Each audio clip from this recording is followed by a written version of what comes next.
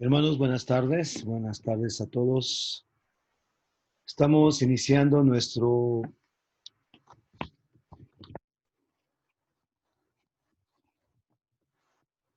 formación de historia de salvación. Vamos en este 2.8. Ahora vamos a ver el tema de Jesucristo. Tenemos aquí un problema en internet, en la parte de lo que es el YouTube. No alcanza a cargar la página, pero bueno, es el problema de lo que estamos viviendo ahorita, el problema ojalá podamos lograr alcanzar a mirar esto. Bueno, si no, bueno, ya estaremos eh, pasando a lo que es nuestro, en YouTube estamos también en vivo y ya después vamos a pasar nuestras diapositivas. En YouTube es el problema que no estamos cargando y donde estamos ahorita es en Zoom, también tenemos problema para poder volver a nuestra reunión. Pero bueno, vamos a iniciar. Ya después les paso a ustedes, a todos les paso el video de una manera más formal. Recuerden, estamos ahora en la historia de salvación, la Biblia es historia de salvación, y recordamos lo que dice Isaías en el capítulo 53, verso 11. ¿Qué dice Isaías aquí en nuestra Sagrada Escritura? Por los trabajos de su alma verá la luz por los trabajos de su alma verá la luz. El justo se saciará de conocimiento. Mi siervo justificará a muchos porque cargó con los crímenes de ellos. Bien, hermanos, pues ahí estamos. No quiere cargar esta página. Estamos en la iniciación de transmisión de YouTube. No quiere cargar YouTube. Bueno, ya Dios dirá por qué no quiere cargar. Por lo pronto estamos aquí en Zoom viendo esta cita bíblica que nos está invitando a lo que vamos a ver en este día. Por los trabajos de su alma verá la luz, dice la palabra de Dios.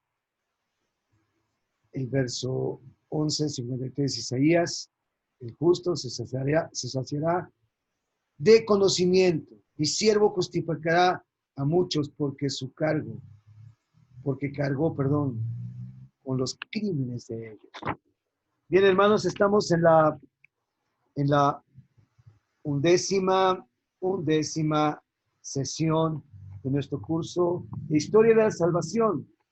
Y vamos a iniciar con una oración en el nombre del Padre, del Hijo y del Espíritu Santo. Amén. Nos invocamos a nuestra Madre Santísima, la Virgen María, diciéndole: alégrate María, llena eres de gracia. El Señor está contigo, bendita eres entre todas las mujeres, y bendito es el fruto de tu vientre, Jesús. Santa María, Madre de Dios y Madre nuestra, ruega por nosotros pecadores, ahora y en la hora de nuestra muerte. Amén. Estamos reunidos en el nombre del Padre, del Hijo y del Espíritu Santo. Amén. Gracias, hermanos, por unirse a la oración en esta catequesis. Estamos en esta parroquia de San Antonio de Padua, en este curso de Historia de Salvación. Vamos en la 11ª sesión, y en esta 11ª sesión recordemos lo que en la reunión anterior descubrimos. ¿Qué descubrimos? ¿Por qué Dios quiere que todos se salven y nos da una salvación nueva, por una nueva oportunidad, prometiendo la venida de un Salvador que redimirá a su pueblo? Recordando un poco, precisamente, recordando un poco lo que nos dice la palabra de Dios, recordando un poco, ¿qué nos dice la palabra de Dios? Recordemos, recordemos un poquito lo que, para poder comentar ahorita en esta sesión, ¿por qué nació el fariseísmo? ¿Se acuerdan por qué nació el fariseísmo? Y la segunda pregunta, ¿consideras que aún hay fariseísmo en la iglesia? Son dos preguntas para que lo comenten. Ojalá puedan comentarlo ahí. Por favor, coméntenlo ahí en los comentarios. Manden esta opción. Gracias a todos los que están uniendo, a todos ustedes. Gracias, Albina. Bueno, pues estamos ahorita tratando de iniciar esta sesión. Albina, Luna Riz, Olga Ortega, Janet, Alma Rosa, Lucy Esquivel, Miriam Acosta. Hola, Axel. Bueno, espero que aguantes esto, no es mucho tiempo. Balbina, gracias. Albina, Marina Flores, Leticia, María Flores, Erlinda Ceballos, Serafín, gracias. Pues vamos a iniciar entonces. Recuerdo las preguntas, ¿por qué nació el fariseísmo? ¿Consideras que aún hay fariseísmo en la iglesia? Bueno, el objetivo de esta sesión, 11ª sesión. ¿Cuál es el objetivo? Aprender que para ser verdadero discípulo de Cristo debemos obedecer a Dios Padre y amarlos los unos a los otros, como Él nos ha amado. Bien, ese es el objetivo. Vamos a ver ahora culmen de la historia. Nos narra la Sagrada Escritura en Lucas 1, 26, 56. Pueden leer ustedes ahí Lucas 1, 26, 56 y Marcos 18, 25, el nacimiento de nuestro Señor Jesucristo, ¿no? Los dos textos bíblicos nos hablan de este misterio maravilloso. Tanto Mateo nos presenta el nacimiento de nuestro Señor Jesucristo en este verso 18. Ahí pueden ver ustedes el nacimiento de nuestro Señor Jesucristo. Sucedió así. Su madre María estaba comprometida con José y antes de su matrimonio quedó embarazada. Bueno, pueden seguir leyendo. Es lo que dice Mateo. Y Lucas, ¿qué nos dice Lucas? Capítulo 1, verso 26. Dice, muy interesante este verso 26. Dice, el ángel Gabriel, dice, el sexto mes, envió Dios al ángel Gabriel a una ciudad de Galilea llamada Nazaret, a una virgen prometida a un hombre llamado José, de la familia de David. La virgen se llamaba María. Y ahí está lo maravilloso. Bueno, recordemos otro texto bíblico para que ustedes lo tengan en cuenta, muy importante. Es la carta a los Hebreos en el capítulo 1, verso 1 y 2. ¿Qué dice esta carta a los Hebreos en este inicio de esta carta? Fíjense, la carta a los Hebreos dice lo siguiente. Dice verso 1 y verso 2. Dice,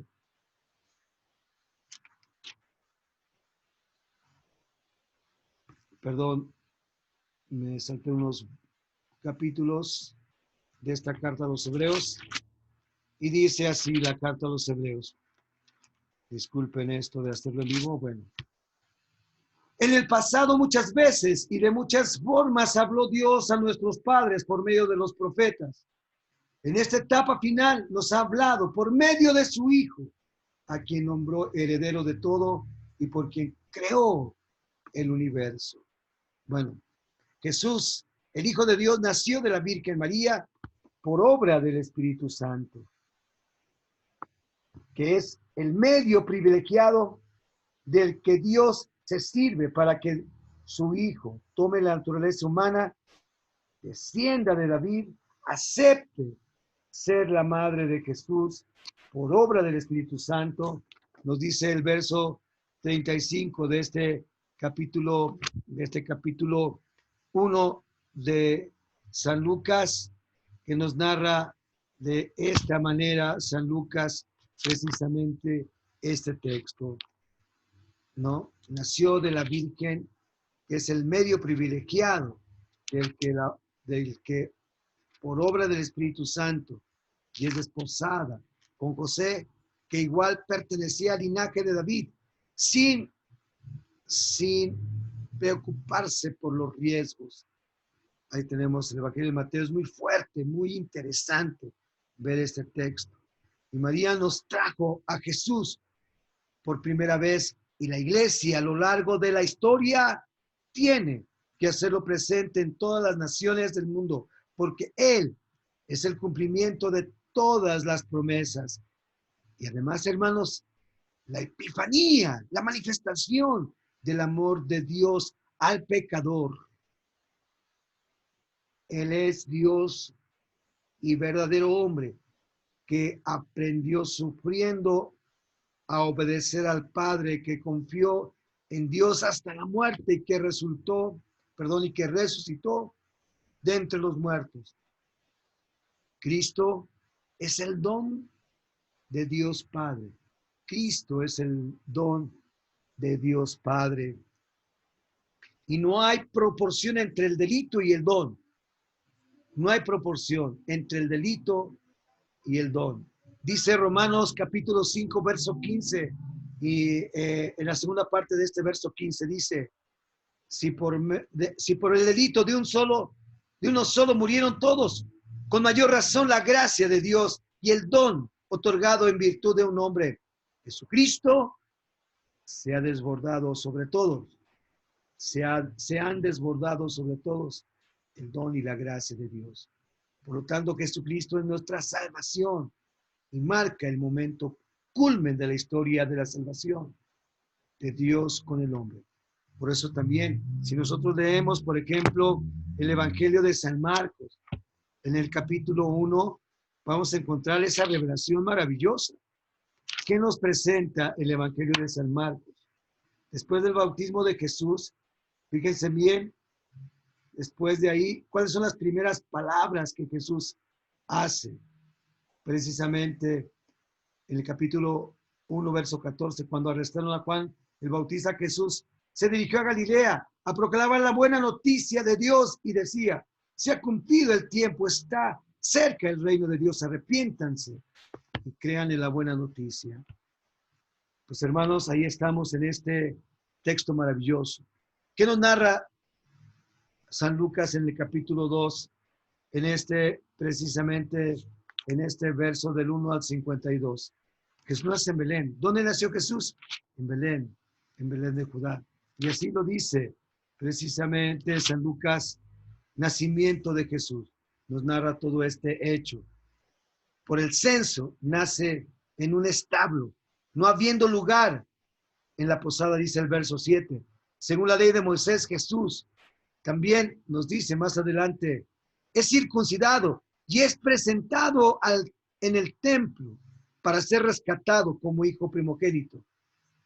Y Jesús vivió en Nazaret durante su infancia. Nos narra Mateo capítulo 2, verso 23, San Lucas capítulo 2, verso 39, verso 51. Ahí lo tenemos especialmente en ese capítulo 2. Leo el verso 39 y verso 51. Dice San Lucas en este verso 39. Dice, cumplidos todos los preceptos de la ley, los preceptos de la ley del Señor se volvieron a Galilea, a su ciudad de Nazaret. Y todavía dice el verso 51, muy importante este verso 51, dice la Sagrada Escritura, Lucas 2:51. Regresó con ellos, fue a Nazaret y siguió bajo su autoridad. Su madre guardaba todas estas cosas en su corazón. A los 12 años inicia su obligación de ir cada año a Jerusalén para la fiesta de Pascua. Por eso San Lucas nos narra muy, muy claramente este texto. En el verso 42 dice, cuando cumplió 12 años subieron a la fiesta, según la costumbre, mostrando la parte humana. Siendo Dios y hombre verdadero, ahí está Jesús cumpliendo la norma, cumpliendo la ley. Juan el Bautista, hermanos, prepara el camino a Jesús, predicando un bautismo de arrepentimiento. Y lo podemos ver en el siguiente capítulo de Lucas, capítulo 3. Ahí tenemos toda la historia de Juan el Bautista. En el verso 3 dice, de San Lucas, dice, Juan recorrió toda la región del río Jordán, predicando un bautismo de arrepentimiento para el perdón de los pecados. Predicando un arrepentimiento para el perdón de los pecados, dice el verso 3. Y luego en el Evangelio de San Marcos también nos narra este verso 4, el Mateo capítulo 3, verso 11. En efecto, hermanos, se trata de un bautismo simbólico, significa un cambio de vida. Así que el bautismo verdadero será en el Espíritu Santo, simbolizado por el agua, capítulo 3 de San Juan, verso 5, y también en el fuego, dice Lucas, capítulo 3, verso 6, 16. ¿Qué nos dice Lucas 3, 16? Bueno, pues ahí tenemos, tanto amó Dios al mundo, dice el verso que estamos ahorita leyendo. Juan se dirigía a todos: yo los bautizo con agua, pero viene uno con más autoridad que yo. Yo no soy digno para soltarle las correas de sus sandalias. Él los bautizará con Espíritu Santo y fuego. Dice este capítulo 3, verso 16 de San Lucas. Y bueno, tenemos ahí Mateo 3:11, que nos sigue narrando. Tenemos Hechos de los Apóstoles 2:34. ¿Qué nos dice Hechos de los Apóstoles 2:34? Es muy importante, hermanos, textos bíblicos que nos señalan precisamente a Jesucristo. ¿Qué nos dice Hechos de los Apóstoles 2:34? Fíjense, dice el verso 34 de este capítulo 2. Dice: porque David no subió al cielo, sino que dijo el Señor a mi Señor, siéntate a mi derecha, siéntate a mi derecha. Bueno, hermanos, en efecto, se trata de un bautismo simbólico, significa un cambio de vida. El bautismo verdadero será en el Espíritu Santo, simbolizado por el agua. Por eso, el Evangelio de San Juan, en el capítulo 3, en el versículo 5, dice lo siguiente. Evangelio de San Juan, capítulo 3, verso 5. Dice San Juan, le contestó Jesús: te aseguro que si uno no nace del agua y del Espíritu, no puede entrar en el reino de Dios. No puede entrar en el reino de Dios. Por eso es el Espíritu Santo quien va a purificar al creyente. No el agua y el fuego, sino el Espíritu Santo. ¿Ok? Seguimos, hermanos, entonces, la misión de Jesús. ¿Cuál es la misión de Jesús? Es muy importante. ¿Cuál es la misión de Jesús que va a realizar Jesús? Y para eso nos lanzamos al Evangelio de San Lucas, en el capítulo 4. Tenemos ahí lo que nos narra el Evangelio de San Lucas. Busquen su Biblia y van a encontrar el capítulo 4, verso 16-22. ¿Qué nos dice San Lucas? La misión de Jesús. Al iniciar su actividad pública, Jesús declara su misión. Él viene con el poder del Espíritu Santo para librar a los oprimidos por la miseria, la enfermedad o la maldad del hombre. Jesús predicaba la palabra que oía de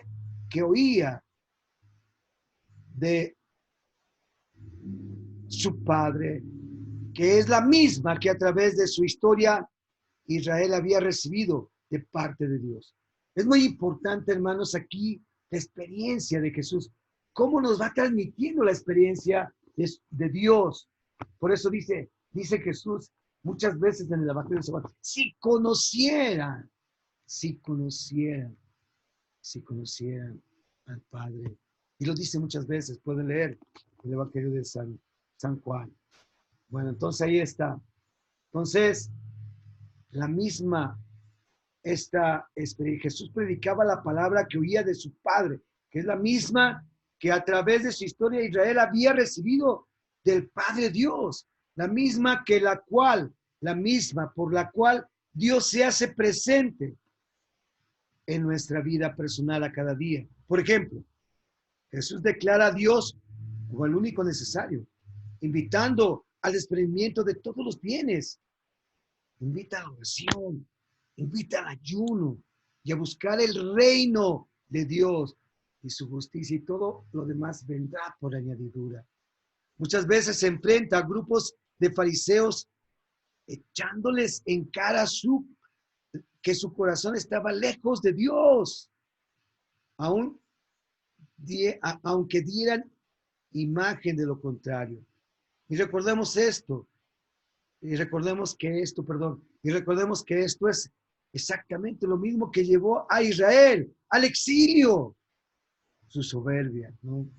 Por eso, haciéndose eco de las palabras de los profetas, les dirá en Mateo, en el capítulo 9, que dice Mateo en el capítulo 9, verso 13. Dice Mateo capítulo 9, verso 13.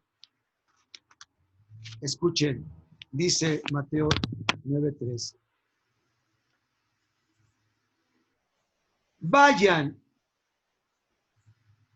a aprender lo que significa misericordia quiero y no sacrificio.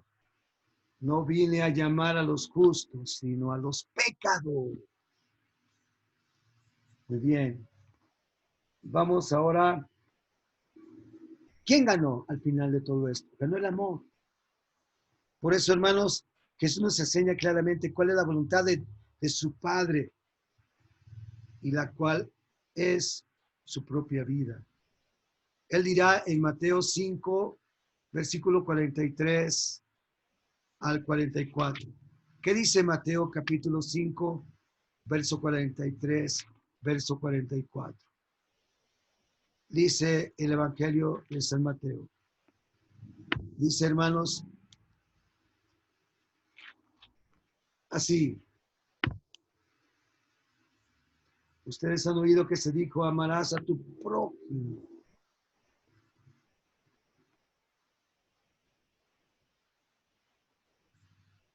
Perdón, dice 43, 44, me equivoco. Dice, habéis oído que se dijo, amarás a tu prójimo y aborrecerás a tu enemigo. Pero yo os digo, amad a vuestros enemigos y rezad por lo que los persiguen. Dice el Evangelio de Mateo en estos versos. Y él amó hasta el extremo y perdonó a sus verdugos en la cruz y dio la fuerza a todos los que creen en él para poner en práctica todas sus enseñanzas. Dice San Juan en el verso, San Juan capítulo 14, verso 12.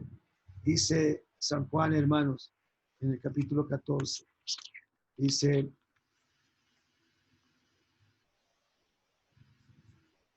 el que cree en mí, también él hará las obras que yo hago. Fíjense bien, hará las obras. Hará las obras, dice el Evangelio de San Juan, que yo hago. Y aún mayores, porque yo me voy al Padre. Dice este capítulo 14, verso 12 de San Juan. Y tú y yo, gracias a él, podemos amar también a nuestros enemigos. Y así lo afirmó San Pablo en la segunda carta a los Corintios, y ahí vean la segunda carta a los Corintios, capítulo 4, del verso 7 al 9. Dice San Pablo, y lo afirma de esta manera, pero llevamos este tesoro en vasijas de barro, para que se vea que una fuerza tan extraordinaria es de Dios y no proviene de nosotros, atribulados en todo, mas no aplastados, apurados, mas no desesperados, perseguidos, pero no abandonados, derribados, mas no aniquilados. Segunda Corintios, capítulo 4, versos 7 y 9. Porque Jesús, hermanos, ¿qué nos enseña Jesús? Jesús nos enseña cuál es el camino de la vida, pero también nos da fuerza para recorrerlo. Nos enseña el camino, pero nos da fuerza para recorrer este camino. Muy bien, entonces vamos a ver un texto muy interesante, hermanos, en el siguiente, en la siguiente filmina, los que vayan a ver después esta sesión que voy a subir a YouTube. Dice Filipenses en este capítulo 2, versos 6-8, el cual siendo en forma de Dios no estimó el ser igual a Dios como cosa a que aferrarse, sino que se despojó a sí mismo, tomando la forma de siervo y hecho semejante a nosotros, se hizo semejante a nosotros, dice esta carta a los filipenses. Así de manera maravillosa dice esta carta. Leo estos dos versos que son muy importantes. Carta a los Filipenses, capítulo 2, verso 2-8. Dice San Pablo, verso 6, quien a pesar de su condición divina, no hizo alarde de ser igual a Dios, sino que se vació de sí mismo y tomó la condición de esclavo, haciendo semejante a los hombres y mostrándose en figura humana, se humilló y se hizo obediente hasta la muerte y una muerte de cruz. Bueno, ahí está. Hermanos, Jesús nos dice el profeta Isaías, es el siervo de Yahvé, anunciado por Isaías, que es sometido por Dios y carga con los pecados del mundo, despreciado y evitado de los hombres como un hombre de dolores, acostumbrado al sufrimiento, ante el cual se ocultaban los rostros, y despreciado y desestimado, dice el profeta Isaías en este verso 3.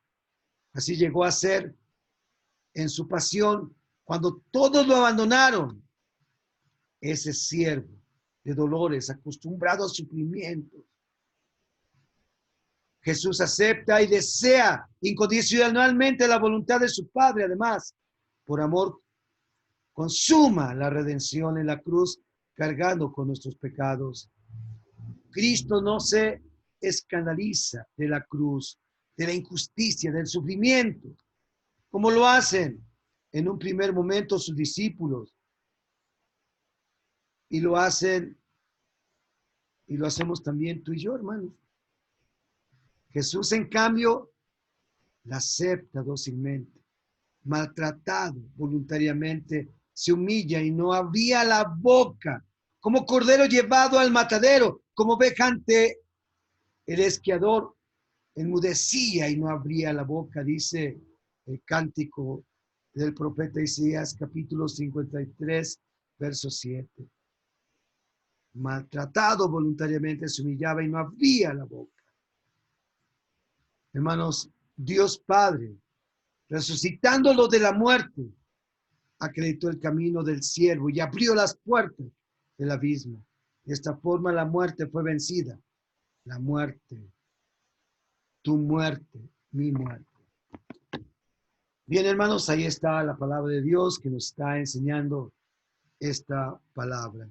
Y pues vamos entonces a la siguiente. Jesús es el siervo de Yahvé anunciado. Entonces, la salvación definitiva, el programa de Jesús. ¿Cuál es el programa de Jesús? El programa de Jesús es precisamente la salvación. La resurrección nos abre a toda la puerta de la vida eterna tras la muerte. Dios nos da la gracia de vivir sus enseñanzas y el amor al enemigo. Como un nuevo Moisés, Jesús presenta su programa, invitando a sus discípulos a una vida más perfecta que la de los escribas y fariseos. Bueno, en las bienaventuranzas, el evangelista Mateo, capítulo 5, verso 3, 12, y Lucas 6, 20, 26, nos habla de las actividades nuevas. Mateo 5, 48.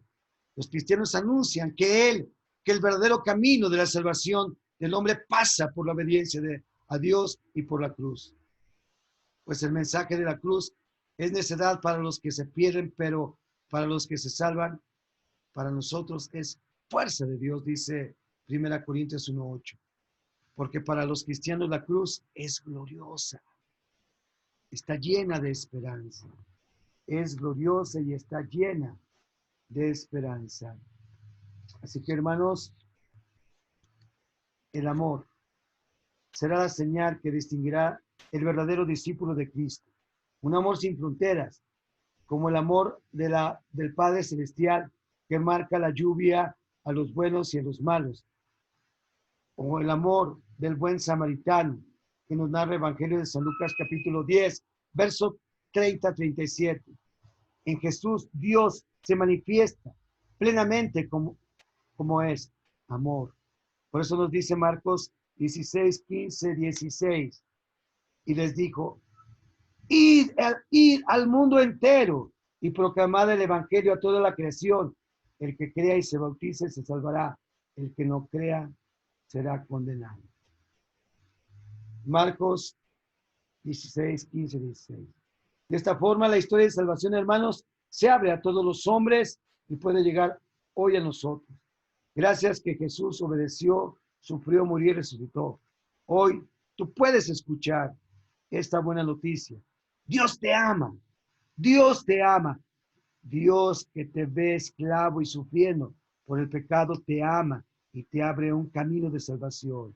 Y además te regala una iglesia que, como una madre, te guía en cada paso por el camino de la salvación. Jesús la fundó. Jesús fundó esta iglesia cuando le dijo a Pedro, ahora yo te digo, tú eres Pedro y sobre esta piedra edificaré mi iglesia y el poder del infierno no te derrotará. Mateo 16, 18. Por eso, hermanos, alégrate. Dios te ha amado hasta el extremo y desea que experimentando su amor abandones el camino de la muerte y empieces a recorrer el camino de la vida. O vas a tomar, o como dice San Pablo 2:4, o es que desprecias el tesoro de su bondad, tolerancia, paciencia, al no reconocer que la bondad de Dios te lleva a la conversión. Sino si no amamos como Cristo nos ha amado, seremos sus discípulos solo en el exterior, mientras dentro de nosotros seguimos siendo paganos, infieles de Dios. Lean ustedes el capítulo 5 de San Mateo, que nos narra precisamente estas consecuencias, estos versos 46, 47. ¿Qué dice el Evangelio de San Mateo? Así dice 46, 47. Si saludan solo a sus hermanos, ¿qué hacen de extraordinario? También lo hacen lo mismo los paganos. El verso 46. Si ustedes aman solo a los que los aman, ¿qué premio merecen? También hacen lo mismo los recaudadores de impuestos. Hermanos, Jesús nos dejó muchas enseñanzas muy útiles para la vida del cristiano, pero mucho más importante que lo que dijo fue lo que hizo por nosotros. Por eso ahora vamos a centrarnos en ver el amor que nos ha demostrado en su propia vida con su pasión, muerte y resurrección. Dice San Juan 15:13, pues nadie tiene amor más grande que el que da la vida por sus amigos. Y Cristo la ha entregado voluntariamente por ti, por ti. Hagamos la reflexión de momentos claves de la pasión, muerte y resurrección de Cristo. Y esta es la tarea, hermanos, Isaías 53, 1, 12, el cuarto cántico del siervo, Mateo 26, 36, 46, oración en Getsemaní, Marcos 15, 29, 39, muerte de Jesús, Lucas 24, 1, 8, la aparición a las mujeres, y Juan 20, 19, 29, 20, 19, hasta terminar la resurrección de Cristo. Ahí lo tienen, hermanos, ahí lo tienen, el Evangelio de San Marcos, capítulo 19, hasta el verso,